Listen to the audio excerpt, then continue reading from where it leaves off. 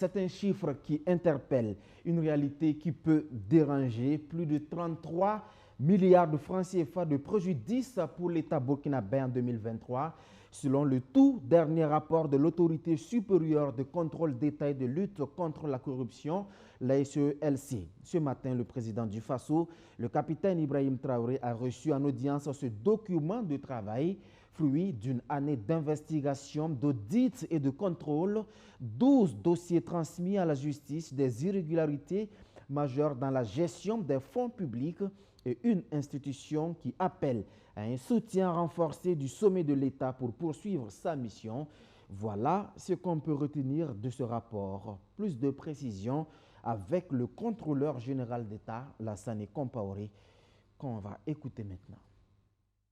Ce matin, nous avons eu l'honneur d'avoir été reçus par le chef de l'État pour lui remettre notre document qu'on appelle le rapport annuel général d'activité. Nous avons détecté dans les structures auditées un ensemble de faiblesses, un ensemble de non-respect des textes en vigueur et dont le préjudice subi par l'État est évalué à plus de 3 milliards. En matière d'enquête sur le volume des dossiers que nous avons reçus, soit sur saisine, sur dénonciation anonyme ou par nos propres moyens, nous avons pu au total boucler une douzaine de dossiers qui ont été transmis à la justice.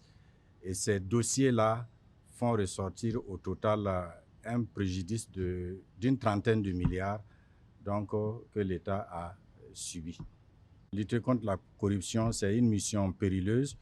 Nous avons d'abord sollicité au chef de l'État son accompagnement habituel et aussi l'assurance que tous mes collaborateurs qui font le terrain et donc qui traquent tous les bandits au col blanc sont protégés comme ils se doivent pour leur permettre sereinement donc d'exercer leur mission.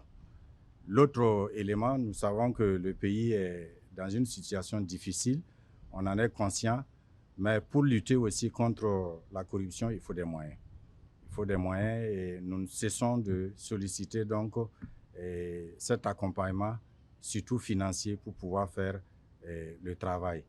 On sait habituellement quand est-ce qu'on commence une mission d'enquête, mais on ne sait jamais quand est-ce ça va finir. Donc ça veut dire que ce sont des missions qui absorbent aussi bien des ressources humaines que des moyens financiers et matériels.